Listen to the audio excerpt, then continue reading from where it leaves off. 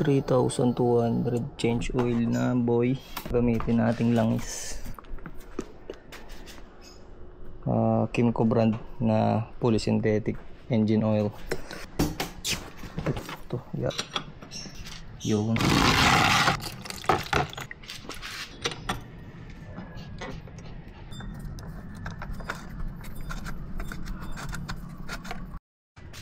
Change oil done. Now, ito try na natin.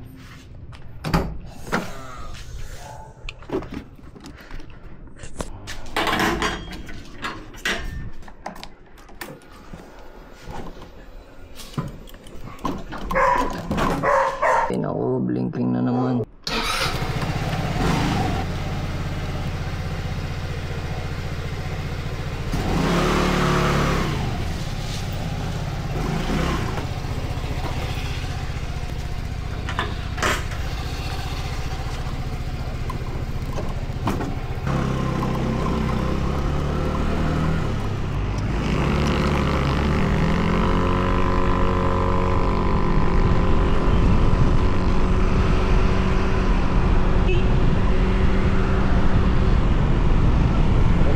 Maganda yung takbo.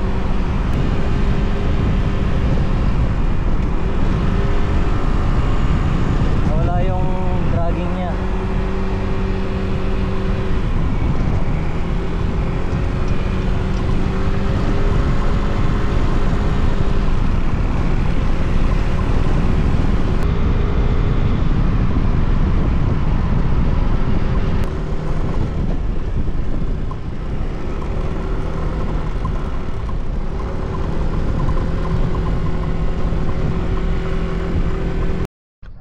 What up mga tol? Ito nga pala yung bago kong motor, Kimco Skytown 150. Kakakuha lang namin ito nung November. Bale 3 months ko na siyang ginagamit. And I can say na napakaganda ng performance niya, lalo na bagong change oil ngayon. So sa first look makikita mo, kung tatanggalin mo tong malaking windshield, mapagkakamalan siyang Suzuki Bergman. Tapos dito naman sa likod, sa kanyang taillight, para siyang PCX. Ngayon masasabi kong papatok to sa market natin, lalo na at mahilig yung Pilipino sa mga maxi scoot ngayon. SRP nito 118,500 pesos. So malayo kumpara sa mga NMAX, PCX, ADV ganun, Aerox na mga umaabot na ng 150 pataas. Yun din yung naging factor namin kaya nakuha namin to, kasi napakababa nga ng presyo niya, tapos napakaganda dahil ang dami niya ng features na dala. Kagaya nito, meron siyang traction control system. Kung halimbawa dudulas yung likod mo, meron siyang system na hindi ipe-prevent yun o kaya i-minimize yung pagdulas or pagdrift ng gulong para hindi tayo sesemblang. Sa harap likod, meron siyang ABS. Disc brake na tong harap, disc brake na din yung likod. Tapos meron din siyang tinatawag na combination brake system, kagaya sa Honda Click, na pag tinreno mo yung sa likod, sumasama yung harap. So talagang pinuno ni Kimco motor na to ng puro safety features. Basic walkthrough lang tayo sa mga specs niya mga idol. Total doon naman tayo interesado. Pwede naman yung panoorin sa YouTube yung mga proper review videos na dito. Papakita ko lang sa inyo ngayon yung mga basics. Ngayon start tayo sa gulong. Yung ginagamit niyang gulong, tatak Kenda tires. Yung sukat 130 by 70 sa 13 sa likod. Pag dito naman sa harap, ang sukat ng gulong niya 110 by 70, 14. Mas malaki sa harap. Sa shocks sa likod, dual suspension. Kung ipipihit mo siya sa pinaka left, pinaka malambot yun. Pag nilagay mo sa gitna, sakto lang. Pero pag pinunta mo doon sa pinaka right, yun yung pinaka masikip. So adjustable siya. Very good feature. 150cc siya pero air cooled. Pag sinabing 150cc na naka radiator na siya, meron siyang coolant. Pero ang ginawa ni Kimco, fan yung gamit na pang air cool ng makina. So marami magtataka, baka sabihin baka nabibitin. Hindi, maganda yung performance niya at mga tol. Hindi siya nalilimitahan ng air cooled, binibigay niya pa rin yung power. So yun mga minor details. Ano tol? Kita, kamusta? Inoff-road yung tricycle. Ayun, balik tayo. Dito naman sa compartment niya, 28 liters, napakalaki niyan. Kaso hindi lang kasya tong helmet ko ngayon kasi meron siyang mount sa sa dulo kaya mas mahaba, tumatama siya. Pero kasya siya, ang size nito LS2 large na helmet, yun kasya siya dyan mga tol, 28 liters. Tapos meron ka pang lagayan dito. Proud na proud ako sa iyo, Kimco, sa mga magandang considerations nyo. Ito ang pinaka maganda sa akin na feature mga tol, meron na siyang charger, USB-C tsaka USB. Napaka convenient na yan, hindi mo na kailangan maglagay ng adapter dun sa cigarette, plug and play ka na lang ng charger mo.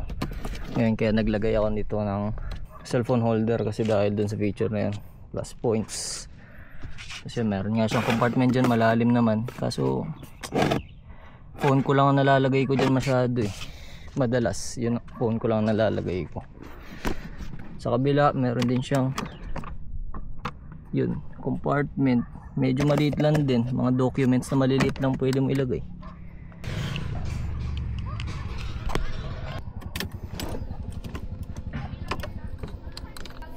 Ito isa sa mga parang cons para sa akin na minor lang naman, medyo matagal yung fuel pump niya pag in-start mo siya sa susi.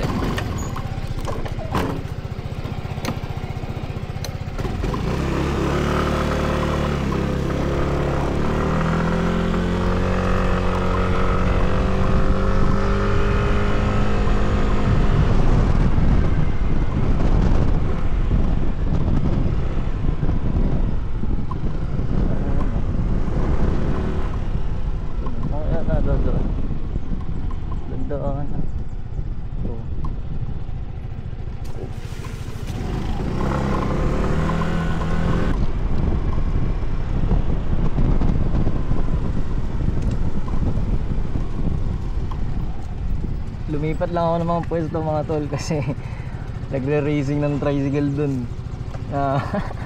Nagugulo ng konti. Pero mga tropa naman yun, kaya all goods lang. So yun, isa pa dito, yung instrument panel nya digital na.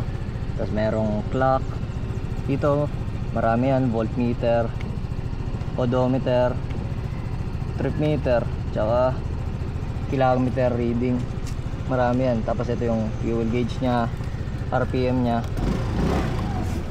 speedometer of course. Tapos dito sa mga gilid, ito yan, saktong sakto, nag-blinking na fuel gauge, wala na naman tayong gas. Ayan, signal lights, yung ABS nya andyan. Ito yung traction control, kung i-off mo yan madali lang, 2 seconds. Oh, ba tayo? Odometer. Yun, ilalagay mo siya sa odometer, tapos pipindutin mo ng 2 seconds to TCS. Pag nag green na ganyan, pindutin mo pa ng 2 seconds tong adjustment naman. Off na yan TCS, hindi gagana yung traction control mo yan. Yan, bright light. Yan, low beam tsaka high beam. Yan, indicator yan. Dito sa mga switches, yun nga, signal lights, high, low and beam. Yan, may passing light pa siya dyan. Busina. Ito yung kanyang ignition. Very basics, very basics. Ngayon, ito-testing natin siya. Ito, maganda yung windshield niya, napakaganda niyan. Lalo na sa aking payat ako, hindi ako tinatangay ng hangin na malakas.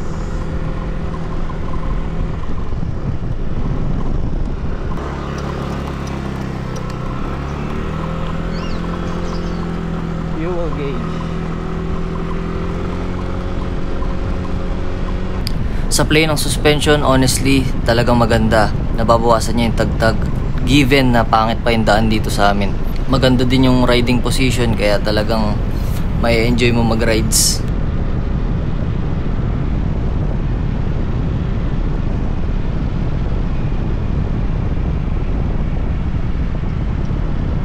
Performance good. Kitang-kita nyo naman, napakadali lang mag 80 km/h. Dahil nga 150 cc mga tol. So yun,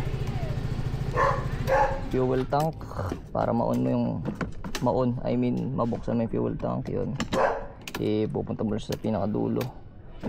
Yan, open. Tapos ganyan, 7 liters capacity.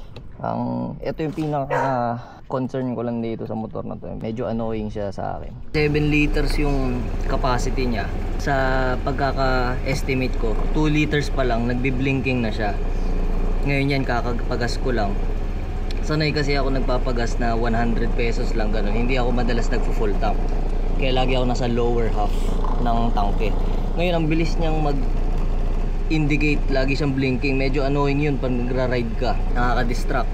Pero sa 2 liters na yun na reserve, marami ka na mapupuntahan. Mga 5 gasolinahan na yung mapupuntahan mo. Pero minor detail yun. Tsaka madalas naman sa inyo laging full tank nagpapagas. So yun lang naman. Minor lang naman yun. Napakaganda naman ng motor. Gaya nga ng sabi ko sa inyo, kung gusto niyo ng mas detailed, mas professional, mas proper na review video, mas marami na sa YouTube kasi noong October na pa na-release tong motor na to. So napakarami na nag-review nito.